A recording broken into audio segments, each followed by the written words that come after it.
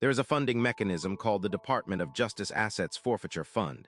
It lives inside 28 U.S.C. Section 524, subsection C, a provision almost no one outside the department has ever read, and it has operated since October of 1984 as what federal budget officials call a permanent indefinite appropriation. That phrase means exactly what it sounds like. There is no ceiling. There has never been a vote to set one. Here is what that actually is in plain terms.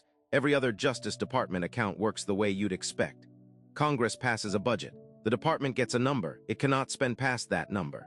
The Assets Forfeiture Fund does not work that way. It is filled directly by property seized from people, cash, cars, houses, boats, bank accounts, taken through criminal and civil forfeiture. That money goes into the fund. The department spends it. It never has to come back to Congress and ask permission for the amount because the fund isn't capped. It just grows with whatever gets seized. This did not happen by accident, and it did not happen by vote. In 1984, Congress passed the Comprehensive Crime Control Act, aimed at stripping organized crime of its profits. Buried inside it was the language creating this fund, written as a permanent indefinite appropriation so it would never lapse, never need renewal, never require a follow-up bill. At the time, it held a few $1 million. Within a decade, it was in the hundreds of millions. In recent years, it has held over $6 billion at once. Nobody in Congress has cast a single subsequent vote on how large that number is allowed to get. It simply grows, so who actually controls it now? Congress. The Attorney General certifies what counts as an acceptable use of the money, and the department's own asset forfeiture management staff decides what qualifies as reasonable: equipment, informants, litigation costs, and payments back to local police departments through something called equitable sharing. That last part matters. It means local agencies receive a cut of what they help seize, which means the same police force deciding what to seize has a direct financial stake in the outcome. The line between law enforcement and revenue collection gets very thin very fast. Here is the part that touches ordinary people directly. Civil forfeiture does not require a criminal conviction. It does not even require a criminal charge. Property can be seized purely on suspicion that it's connected to a crime, and once it's seized, it goes straight into this fund while the case is pending. A driver gets pulled over. He's carrying $8,000 in cash, legally earned, meant for a used car purchase. An officer decides the amount is suspicious. The cash is seized on the spot. It is deposited into the Assets Forfeiture Fund immediately.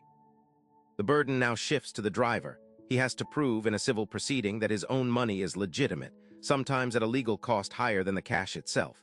Meanwhile, the fund has already used the deposit. The department's own inspector general has flagged cases where forfeitures were processed with little documentation connecting the property to any actual crime. The money moves first. The justification comes after, if it comes at all. Remember, no one voted for this.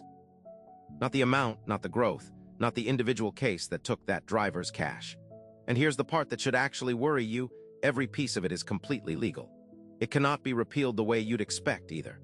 Undoing it would require Congress to write a new bill specifically stripping the permanent indefinite status out of Section 524, and that bill would need to survive opposition from every law enforcement agency that now depends on the revenue it shares in.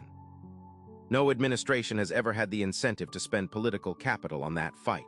The fund sits outside the annual appropriations process entirely, which means it never even shows up in the budget battles you watch play out on the news every fall. It is not being fought over because it is not being discussed. This is not the only one. Treasury runs its own permanent indefinite forfeiture fund. Homeland Security runs another.